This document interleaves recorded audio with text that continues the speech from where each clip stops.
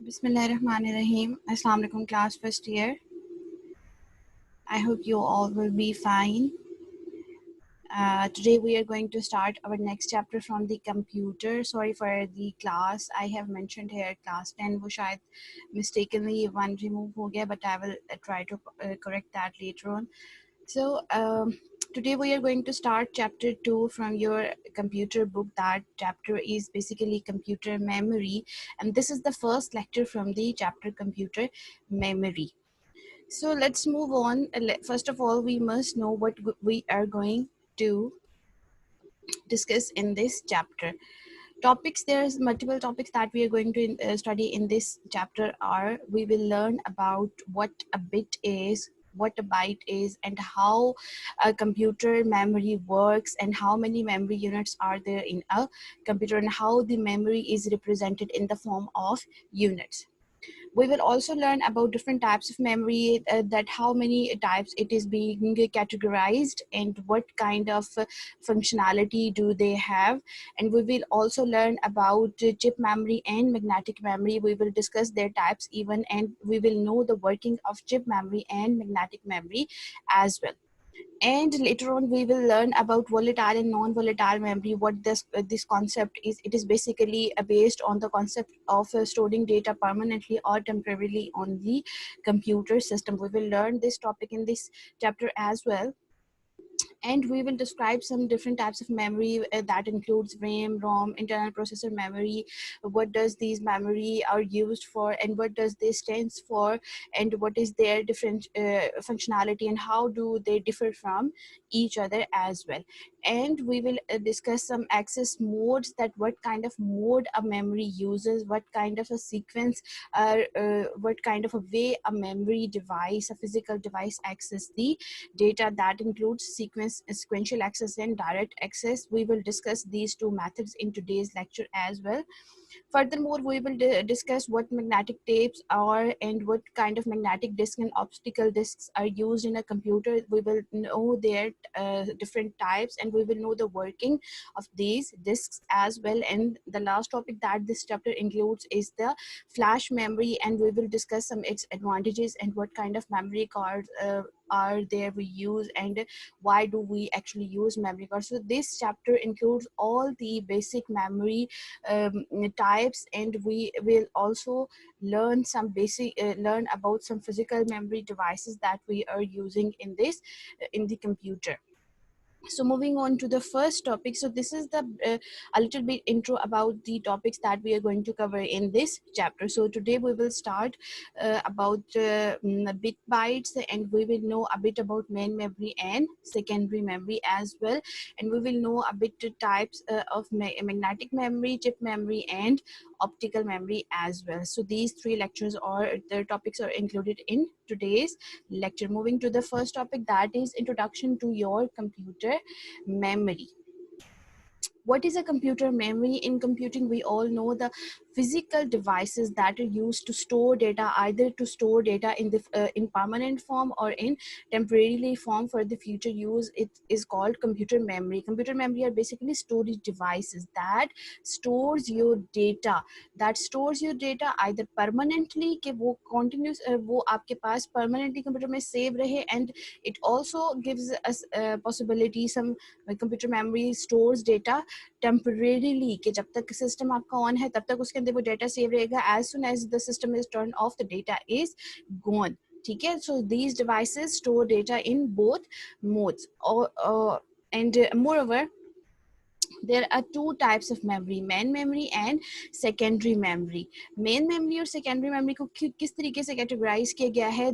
जो memory का part आपके पास CPU के साथ directly connected होता है, the memory that directly interacts with CPU is called main memory or primary memory. It communicates directly with your central processing unit. इसके बीच में कोई intermediate नहीं आता, तो वो memory हमारे पास मेन मेमोरी कहलाती है. And the other type is secondary memory. वो मेमोरी जिसको हम अपने डेटा के बैकअप के तौर पर यूज करते हैं, या जिसको हम एक अलग से कंप्यूटर के अंदर मेमोरी हमें रिक्वायर्ड होती है to store programs, to store data, that memory type is called secondary memory. So how many types do we have?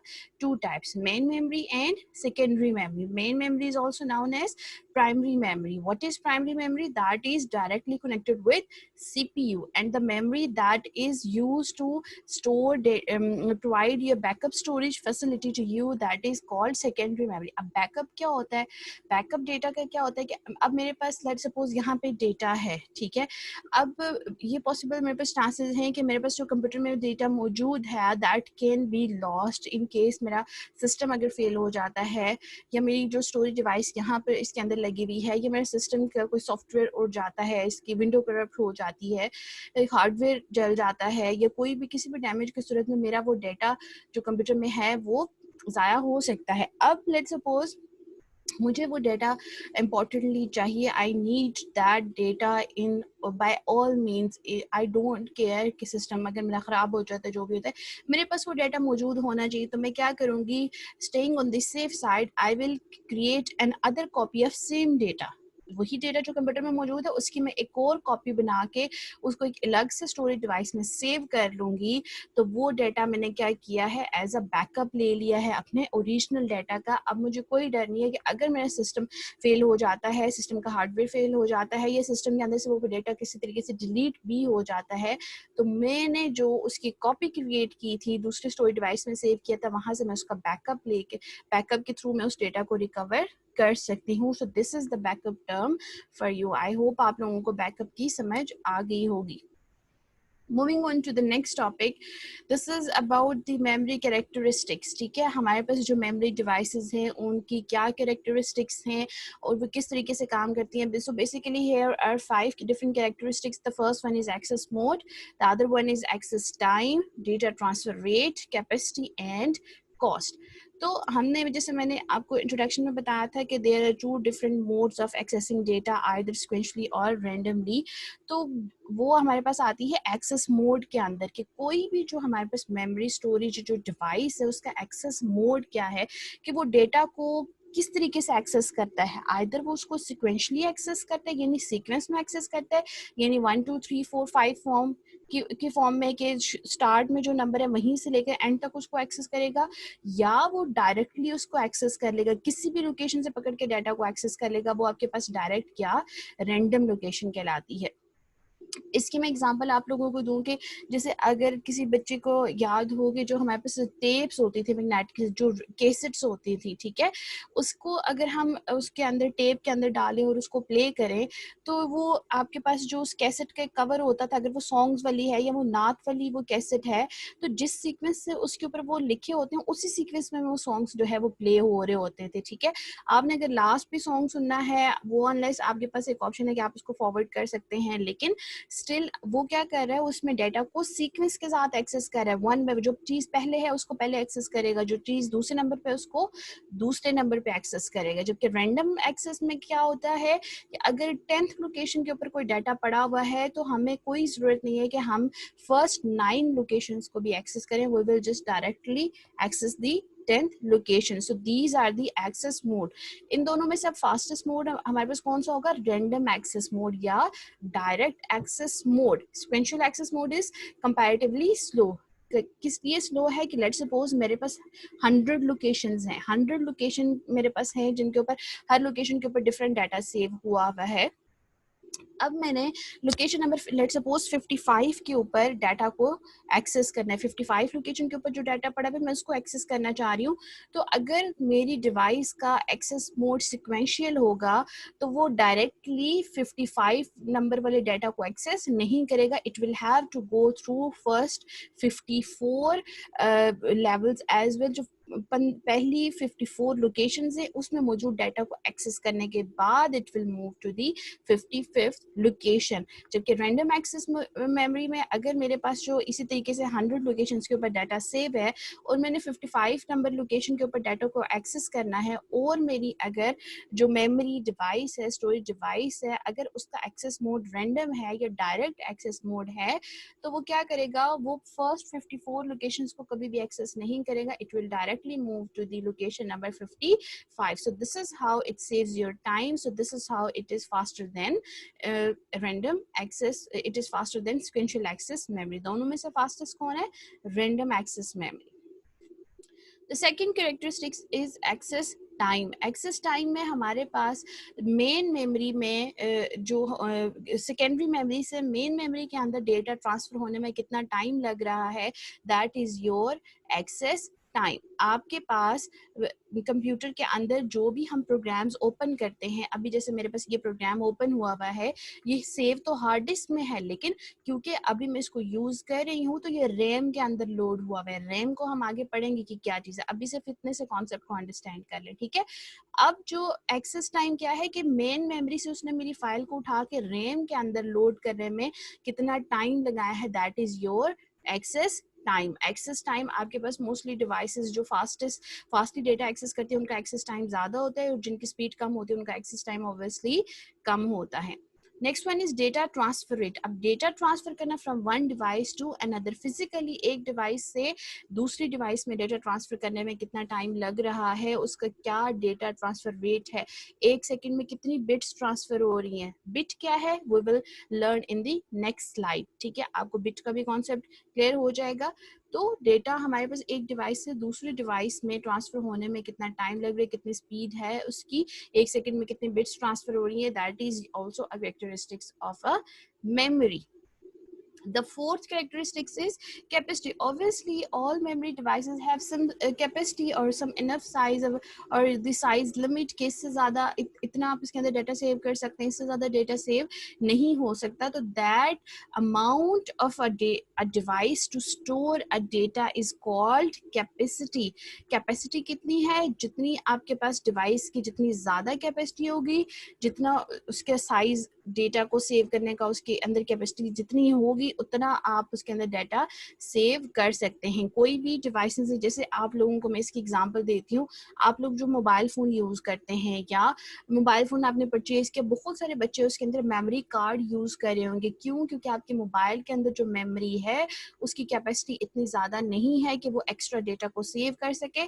तो हम क्या करते हैं, बहुत सारी अपनी पिक्चर्स, इमेजेस वगैरह मेमोरी कार्ड में सेव करके उसको हमने मोबाइल के अंदर इंसर्ट किया होता है, जिससे हमारे मोबाइल की क्या होती है, स्टोरेज जो है वो इंक्रीज हो जाती है. तो हम जितनी ज़्यादा बड़े साइज वाला मेमोरी कार्ड लेंगे उसकी कैपेसिटी उतनी ही ज़्यादा होगी और वो उतना ही कैपेबल होगा उतना ज़्यादा डेटा अपने अंदर सेव करने का. Similarly cost comes at the last characteristics. Cost क्या है, जितनी ज़्यादा आप कैपेसिटी वाली वो मेमोरी डिवाइस परचेज करेंगे आपको उतनी ही कॉस्ट उसकी बेयर करनी पड़ेगी. अगर आपके पास लेस कैपेसिटी वाली मेमोरी डिवाइस है then you have to bear a less cost. और अगर आप चाहते हैं कि आपको एक हैवी कैपेसिटी वाली आपको अच्छा खासा डाटा सेव करना है तो आपको बड़े साइज की कोई मेमोरी डिवाइस चाहिए, तो आपको उस हिसाब से उतनी ही कॉस्ट बेयर करनी पड़ेगी. So these are the basic characteristics and these characteristics किसकी है ये, these are characteristics of memory, characteristics of computer memory. Moving on to the next topic, that is about bit and byte. It is the memory terminologies that what we are going to share here. Computer के अंदर हमारे पास data किस form में represent होता है. हमने हमेशा बात की है कि कंप्यूटर के अंदर कंप्यूटर डिजिटल लैंग्वेज अंडरस्टैंड करता है, कंप्यूटर बाइनरी लैंग्वेज अंडरस्टैंड करता है. अब वो बाइनरी लैंग्वेज क्या है, तो उसको कंप्यूटर का जो साइज है, कंप्यूटर की मेमोरी है, वो भी हम बात करते हैं कि जी इतने बाइट्स क्यों नहीं चाहिए. अब वो बाइट्स क्या हैं, बिट्स क्या हैं, ठीक है, जैसे मैंने पीछे अभी बात की. तो कंप्यूटर के अंदर जो मेमोरी टर्मिनोलॉजी के अंदर दो चीज़ें आपके पास यूज होती हैं जो कि कंप्यूटर की मेमोरी को रिप्रेजेंट करती हैं. One is bit, the other one is byte. The small let's discuss the bit first. The smallest unit of computer memory, जो कंप्यूटर का सबसे छोटा यूनिट है मेमोरी का, दैट इज कॉल्ड बिट. ठीक है, अब आपके पास कंप्यूटर की ऑब्वियसली बाइनरी लैंग्वेज है तो उसके अंदर दो ही डिजिट्स हैं, 0 और 1. तो ये हमारे पास दो बिट्स हैं, एक बिट हमारे पास 0 है, दूसरी बिट हमारे पास 1 है. Remember, bit is the smallest unit of computer memory. अब कंप्यूटर के अंदर हमारे पास बहुत सारे मेमोरी सेल्स होते हैं। उन मेमोरी सेल्स की आपके पास डिफरेंट स्टेट्स होती हैं। उन मेमोरी सेल्स के अंदर आपके पास डाटा सेव किया जाता है। तो मेमोरी सेल की, जो कंप्यूटर के अंदर मेमोरी सेल्स हैं, उनकी दो ही स्टेट हो सकती हैं, या तो ऑन स्टेट होती है या ऑफ स्टेट होती है। अगर ऑन स्टेट है तो दैट मीन्स उस सेल के ऊपर बिट 1 मौजूद है। अगर उस सेल की ऑफ स्टेट है दैट मीन वो सेल हमारे पास बिट 0 को रिप्रेजेंट कर रहा है। ठीक है, तो कंप्यूटर के अंदर मेमोरी सेल्स होते हैं जिनकी स्टेट्स होती हैं ऑन एंड ऑफ, और ऑन 1 स्टेट को रिप्रेजेंट करता है, ऑफ जो है वो 0 को रिप्रेजेंट करता है। तो ये जो 0 एक डिजिट है दैट इज 1 बिट, जो 1 है that is also an 1 bit. तो दोनों को अगर कंबाइन कर दे तो टोटल कितनी बिट्स हैं, ये 2 बिट्स बनती है। 0 और 1 टोटल 2 बिट्स हैं। This is the smallest unit of computer, memory. Similarly, if we combine these bits, तो हमारे पास डेटा की थोड़ी सी बड़ी टर्म बन जाती है, दैट इज बाइट। बिट्स को कंबाइन करने से आपके पास बाइट बन जाता है। कितनी बिट्स? अगर हमारे पास 8 बिट्स हों, यानी 0101 0001 के कॉम्बिनेशन, ये पूरे अगर हमारे पास 8 बिट्स मौजूद हों तो हम उसको कह सकते हैं दैट इज 1 बाइट। ये आपके पास कंप्यूटर का साइज, कंप्यूटर की मेमोरी का साइज मेजर करने के लिए है। ठीक है, कोई भी, जैसे हर चीज को, जैसे वाटर है उसको हम मेजर किया जा सकता है, जैसे लेंथ है किसी चीज की, लेंथ विड्थ को मेजर किया जा सकता है। ठीक है, किसी चीज की क्वांटिटी को मेजर किया जा सकता है, स्पीड को मेजर किया जा सकता है, वेट को मेजर किया जा सकता है। तो कंप्यूटर की मेमोरी भी मेजर की जा सकती है। अब वो किस फॉर्म में मेजर की जाती है? बिट और बाइट्स की फॉर्म में। तो कंप्यूटर की मेमोरी हमारे पास जो है वो बाइट्स की फॉर्म में मेजर की जाती है। बाइट्स किससे मिलकर बनते हैं? हमारे पास बिट्स से मिलकर बनते हैं। तो 8 बिट्स हमारे पास 1 बाइट बनता है, और एक बाइट हमारे पास एक सिंगल कैरेक्टर को स्टोर करता है। जैसे मैंने ये कैरेक्टर्स यहाँ पे लिखे हुए हैं, capital A, small A, H, ये हमारे पास स्पेशल कैरेक्टर है। तो इस एक, जैसे लेट्स सपोज ये अगर ये स्मॉल ए है, तो इसको अगर मैंने कंप्यूटर के अंदर सेव किया हुआ है तो I need 1 byte against this character. 8 bits जो हैं वो 8 बाइट्स, सॉरी, इस कैरेक्टर के 1 बाइट इस कैरेक्टर के अगेंस्ट रिजर्व हो जाएगी कंप्यूटर मेमोरी के अंदर, जो कि सिर्फ इस कैरेक्टर को सेव करेगी। और कंप्यूटर की मेमोरी हमेशा हमारे पास बाइट्स की फॉर्म में मेजर की जाती है। हम बिट्स की फॉर्म में कंप्यूटर की मेमोरी को मेजर नहीं करते। बिट्स स्मॉलेस्ट यूनिट है जिसको मिलाने से हमारे पास बाइट बनती है, और बड़ा बाइट से ही फिर हम कंप्यूटर की मेमोरी को मेजर करते हैं। यहाँ हमारे पास कुछ डिफरेंट टर्म्स हैं कंप्यूटर की मेमोरी को मेजर करने के लिए। बिट बाइट के बाद आपके पास किलोबाइट आता है, देन मेगाबाइट आता है, then you have gigabyte, terabyte, and in future most probably we will be having petabyte and exabyte. अब बिट को मिलाने से बाइट बनता है, बाइट को मिलाने से, अब डिफरेंट बाइट्स को मिलाने से किलोबाइट बनता है, फिर किलोबाइट्स के कुछ कॉम्बिनेशन मिलकर मेगाबाइट्स बनाते हैं, मेगाबाइट्स के कुछ नंबर्स मिलकर गीगाबाइट बनाते हैं, सिमिलरली गीगाबाइट्स के कुछ फिगर्स मिलकर टेराबाइट बनाते हैं, और इसी तरीके से ये प्रोसेस आगे चलता है। यहाँ तक आई होप आप लोगों को समझ आ गई होगी। अब जो इसकी ये जो यूनिट्स है डेटा के, इसको मैं अगली स्लाइड में डिस्कस करती हूँ कि कैसे बाइट से डेटा किलोबाइट में जाता है। कितने, जैसे हमने बात की ना कि एक बाइट के अंदर कितनी बिट्स होती हैं? 8 बिट्स होती हैं। सिमिलरली किलोबाइट्स के अंदर भी बाइट्स मौजूद होंगे, मेगाबाइट्स के अंदर किलोबाइट्स मौजूद होंगे, गीगाबाइट के अंदर मेगाबाइट्स मौजूद होंगे, टेराबाइट के अंदर गीगाबाइट मौजूद होंगे, और पीटाबाइट के अंदर हमारे पास टेराबाइट मौजूद होंगे, और एक्साबाइट के अंदर obviously we will be having petabyte. So here is a table of memory units. सबसे पहला हमारे पास जो बाइट से स्टार्ट करते हैं, 1 बाइट में हमारे पास कितनी बिट्स आती हैं? 8 बिट्स मिलकर हमारे पास एक बाइट बनाती हैं। फिर अगली एक एक यूनिट हम डिस्कस कर रहे हैं। दूसरा हमने बिट पढ़ा था, बाइट पढ़ा था, और उसके बाद हमने किलोबाइट की बात की। तो 1 किलोबाइट के अंदर 1024 बाइट्स होते हैं।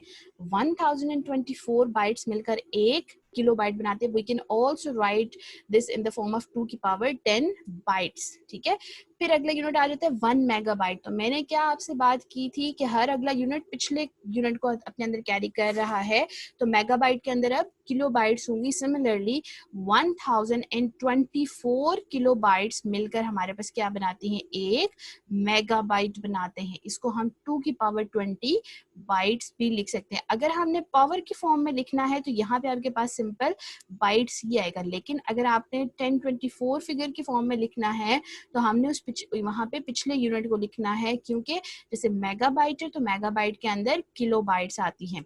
सिमिलरली 1 गीगाबाइट के अंदर अब क्या चीज आएगी, 1024 मेगाबाइट्स, ठीक है। और अगर हम पावर की फॉर्म में लिखेंगे तो 2 की power 30 bytes is equal to 1 gigabyte. Similarly 1 terabyte में 1024 गीगाबाइट्स होंगी, 1 पीटाबाइट में 1024 टेराबाइट्स होंगी, 1 हेक्साबाइट के अंदर 1024 पीटाबाइट्स होंगी। और सिमिलरली जो जो हमारे पास ये यूनिट इंक्रीज होता जा रहा है, अगर हम बाइट्स की फॉर्म देखें तो वो भी इंक्रीज होती जा रही है। 2 की पावर 10 बाइट्स 1 किलोबाइट बनता है, 2 की पावर 20 बाइट्स 1 मेगाबाइट बनता है, 2 की पावर 30 बाइट्स आपके पास 1 गीगाबाइट बनता है, 2 की power 40 bytes is equal to 1 terabyte, 2 की power 50 bytes equals to 1 petabyte, and similarly 2 की power 60 bytes equal to 1 exabyte. These both forms are true. आप इनमें से कोई भी फॉर्म से इस डेटा को प्रेजेंट कर सकते हैं, ठीक है। Moving on to the next topic that is memory word. अब मेमोरी वर्ड हमारे पास क्या चीज है, स्मॉलेस्ट चंक कंप्यूटर के अंदर जो या डेटा का साइज जो कि कंप्यूटर प्रोसेस कर सकता है, that is memory word. Smallest piece of data that a computer can process is called memory word. हमारे पास कंप्यूटर का हमेशा जो प्रोसेसर होता है उससे हमें पता चलता है कि कंप्यूटर कितने मेमोरी वर्ड्स को जो है एट अ टाइम प्रोसेस कर सकता है। आपके पास इसका फिक्स्ड साइज होता है, ठीक है, बिट्स की फॉर्म में होता है। वर्ड को, मेमोरी वर्ड को हम बिट साइज भी कह सकते हैं। इसकी रेंज आपके पास 16 से 64 बिट्स तक है। अब जैसे आपके पास आपके जो सिस्टम है वो प्रोसेसर होता है, प्रोसेसर की मेमोरी होती है, वो हो सकता है वो 32 बिट हो सकता है वो 64 बिट हो, तो उस हिसाब से उनके सॉफ्टवेयर्स भी अलग से होते हैं। अगर मेरा जो सिस्टम है वो 32 बिट है तो मैं अब 32 बिट मीन्स 2 की पावर 32 अगर मैं लूँ, जो आंसर आएगा वो थाउजेंड्स की फॉर्म में जो भी फिगर आएगा, दैट मीन्स मेरा कंप्यूटर सिस्टम इतने मेमोरी एड्रेसेस को होल्ड कर सकता है। मेरे कंप्यूटर के अंदर इतने मेमोरी एड्रेसेस मौजूद हैं और उन मेमोरी एड्रेसेस के ऊपर मल्टीपल डाटा जो है वो सेव हो सकता है। तो मेमोरी वर्ड क्या बताता है कि आपका जो प्रोसेसर है वो कितनी मेमोरी को जो है वो होल्ड कर सकता है, कितनी मेमोरी को वो एड्रेस कर सकता है। तो मेमोरी वर्ड जो है, ये वर्ड जो साइज है जिसको बिट साइज भी कहा जाता है, ये जितना ज़्यादा होगा आपके कंप्यूटर के मेमोरी प्रोसेसर्स जो मेमोरी एड्रेसेस हैं वो उतने ही ज़्यादा होंगे। मैंने एग्जांपल भी लिखी है। मेमोरी वर्ड का साइज हमारे पास 16 से 64 बिट्स तक होता है। इसको बिट साइज भी कहा जाता है। ये स्मॉलेस्ट यूनिट है डाटा का जिसको कंप्यूटर प्रोसेस कर सकता है। मेमोरी वर्ड का साइज जितना ज़्यादा होगा आपके पास कंप्यूटर उतने ज़्यादा मेमोरी एड्रेसेस को होल्ड कर सकता है, और उसी हिसाब से जितने ज़्यादा मेमोरी एड्रेसेस होंगे आपका कंप्यूटर उतना ही फास्टेस्ट होगा, उतनी ही ज़्यादा उसकी प्रोसेसिंग स्पीड होगी।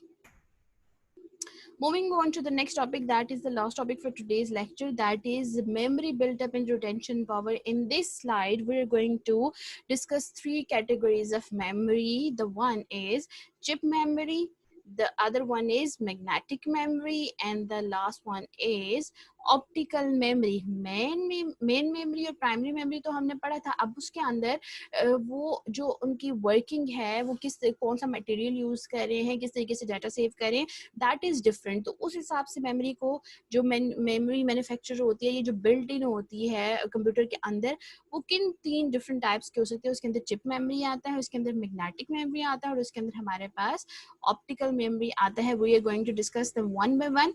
यहाँ पे मैं एक आपको चीज बता बता दूं, इसको हम थोड़ा सा यहाँ पे डिस्कस करेंगे। आपकी बुक के अंदर इसका ज़्यादा कंटेंट मौजूद है and we will definitely cover that content in the actual topic. Book के आगे आप देखें तो इन्हीं मेमोरी को पहले यहाँ पे डिफाइन किया गया है, फिर इन्हीं की एग्जाम्पल्स के साथ इनको अलग से डिफाइन किया गया हुआ है। तो वहाँ पे आपको जो है मैं इसकी वर्किंग मजीद अच्छे तरीके से समझाऊंगी। यहाँ पे हम बिल्कुल इनका थोड़ा थोड़ा इंट्रो ले लेते हैं कि चिप मेमोरी क्या होती है, इसकी क्या कितनी एग्जाम्पल्स है, मैग्नेटिक मेमोरी क्या है, इसकी कितनी एग्जाम्पल्स हैं। I will obviously explain a little bit working of these memories, but we will discuss them later when the actual topic comes, जो आपके पास काफ़ी डिटेल में है। So first of all is chip memory. It is small integrated chips. ICs इसके अंदर होती हैं, simple chip memory होती है जिसके अंदर millions of transistors होते हैं. This is the fastest memory as compared to other two, magnetic memory and optical memory. से अगर इसको हम compare करें तो this is the fastest memory to access because it has no moving part. I will request you guys to follow the book as well. Keep the book aside with these. Keep the book with you while listening to this lecture so that you can also view the images that are being shown on the book। के आपके पास chip memory में RAM की picture बनी होगी, रोम की picture बनी होगी। Simple chips हैं जो कि इंटीग्रेटेड सर्किट्स हैं, they hold millions of transistor in them and this is fastest memory as it has no moving part। आपके पास स्टिल होती है और इसके एग्जांपल्स हैं, हमारे पास रैम होगी, रोम होगी, कैश मेमोरी, जो हमारे पास मेमोरी कार्ड्स होते हैं, these are also called chip memory। The other type is magnetic memory। Magnetic memory is a widely used storage media because it is cheap. You know that cheap things are more into use because usually people cannot bear a lot of cost for different devices. So magnetic memory is cheaper because so that's why it is widely used. It has some a magnetized medium to store data on it। magnetized magnetic memory के अंदर जैसे उसके अंदर हमारे पास chip memory के अंदर integrated chip थी, यहाँ पे आपके पास मैग्नेटाइज्ड पार्टिकल्स होते हैं। वो पार्टिकल्स आपके पास जीरो वंस को किस तरीके से सेव करते हैं, we will discuss it in the next lecture या फिर जब आपके पास मैग्नेटिक मेमोरी का टॉपिक आता है। Right now only you need to understand is magnetic memory saves the data in magnetized and non magnetized particles. Magnetic memory magnetize या non magnetize particles के फॉर्म में डेटा अपने अंदर सेव करती है। Its storage capacity is large and its most common example is hard disk. आपके पास magnetic tapes मैं इसकी आपको एक और एग्जांपल भी देती हूँ कि जो हमारे पास कैसेट्स होती हैं जिसके अंदर वो एक जो मटेरियल यूज होता है, जो शाइनिंग सा ब्राउन सा वो जो मटेरियल होता है, that is basically your magnetic medium. और आपके पास जो हार्ड डिस्क है उसके ऊपर भी उसी के पार्टिकल्स होते हैं, ठीक है, जिसकी फॉर्म में वो डाटा सेव किया जाता है। अब जहाँ पे हमारे पास हो सकता है कि जीरो फंड्स को उसने magnetize and non magnetize particle में डिवाइड किया हुआ है और उसको किस तरीके से रीड एंड राइट करता है, that we will obviously discuss in the next class. तो हमारे पास जो इसकी मेन एग्जाम्पल है, जैसे चिप मेमोरी की रैम एंड रोम है, तो मैग्नेटिक मेमोरी की जो हमारे पास एग्जाम्पल है that is hard disk। Moving on to the next category of built-in memory, that is optical memory। तो optical memory हमारे पास क्या है, that uses laser beam technology, जो कि क्या करती है, डेटा को encode करती है in digital form। Obviously we don't care what kind of storage devices these are or what kind of technology they use। we are all concerned कि जो भी टेक्नोलॉजी यूज हो रही है वो आपके पास डिजिटल डेटा को ही मेंटेन कर रही है, वो डेटा की फॉर्म को चेंज नहीं कर रही है। तो optical memory uses laser beam technology जो कि डेटा को इनकोड करती है और हमारे पास it provides a lot of facilities। optical memory is cheaper as compared to the other two memories that includes magnetic and chip memory, and it is not only cheaper but it provides you greater storage capacity। आप इसके अंदर बहुत सारा data save कर सकते हैं। इसकी जो आपके पास एग्जांपल है, हमारे पास ऑप्टिकल मेमोरी में कौन सी डिवाइसेस आती हैं, सीडी डीवीडीज वगैरह आपके पास ऑप्टिकल मेमोरी आती है। तो हमने 3 कैटेगरीज पढ़ी मेमोरी की। चिप मेमोरी के अंदर जो मेमोरी कार्ड्स हैं, जो हमारे पास कंप्यूटर के अंदर रैम रोम लगी होती है, रैम रोम को हम डिस्कस कर लेंगे, लेकिन मेमोरी कार्ड का मैं इस वजह से एग्जांपल दे रही हूँ कि आप क्योंकि यूज करते होंगे बहुत सारे लोग, तो आपको उसका आइडिया भी होगा। तो that memory card is basically your chip memory, जो hard disk है that is your magnetic memory, and जो CD DVDs हैं वो आपके पास optical memories हैं. We will know the working कि ये किस तरीके से डेटा को सेव करते हैं. इसी चैप्टर में हम अगला जब इनसे रिलेटेड टॉपिक पढ़ेंगे. So that's all for today. Let's revise what we have studied today. We have started a new chapter that is about computer memory. We have discussed what different topics we are going to learn in this chapter. We got a little bit introduction about computer memory, and we discussed two different types of computer memory, that is main memory and secondary memory. Main memory is also known as primary memory. It is directly linked with your CPU. Similarly, we have discussed some different characteristics of memory, which includes access mode, access time, data transfer rate, capacity, and cost. We have discussed the access mode, either it can be sequential or random. The access time, that how many time it takes data to retrieve from main memory, from secondary memory to the main memory, and the data transfer rate between two different devices. We have discussed the capacity. It is the amount of data storage for any storage device, and for that you have to pay a cost to purchase that storage devices. Storage devices with higher capacity costs you more than usual, या जो normal storage devices होती हैं उनसे काफ़ी ज़्यादा आपको cost करती हैं. Similarly we discuss two different basic terminologies of computer memory size, that is bit and byte. Bit is the smallest unit and combination of bits is byte. And we have discussed कि computer के अंदर जो है वो different memory terms जो use होती हैं, that और kilobyte, megabyte, gigabyte, terabyte, petabyte and hexabyte. We have discussed their sizes कि मेगा बाइट के अंदर कौन सी मेमोरी यूनिट जो है वो इंक्लूड होता है, और जैसे किलो बाइट है तो वो कितनी बाइट्स के इक्विवेलेंट है, एक बाइट है तो वो कितनी बिट्स के इक्विवेलेंट है. तो हमने मेमोरी के डिफरेंट यूनिट्स देखे. उसके अलावा हमने मेमोरी वर्ड को डिस्कस किया. हमने मेमोरी वर्ड क्या कहा कि इसको बिट साइज भी कहा जाता है. इसका साइज कितना है, 16 से 64 बिट. कंप्यूटर का जितना ज़्यादा मेमोरी वर्ड साइज जितना ज़्यादा होगा वो उतने ज़्यादा मेमोरी एड्रेसेस को होल्ड करेगा, और वो उतना ही फास्टली और स्पीड से जो है वो काम करेगा. उसकी प्रोसेसिंग स्पीड उतनी ही ज़्यादा इंक्रीज होगी. Then we have discuss some built in memories which include chip memory, magnetic memory and optical memory. We have discuss their types and we have discuss their characteristics के कौन सी इसमें से हमारे पास cheaper है, कौन सी रिलायबल है, and which one gives you a lot of capacity to save data. That's all for today. Do read the content from book as well, and re-watch this lecture if you find any ambiguity या आपको कोई चीज़ समझ नहीं आ रही इस lecture को दोबारा देखें. स्टिल अगर नहीं क्लियर हो रहा, you can ask me. तो इंशाल्लाह you will get this topic clear. That's all for today and Allah Hafiz.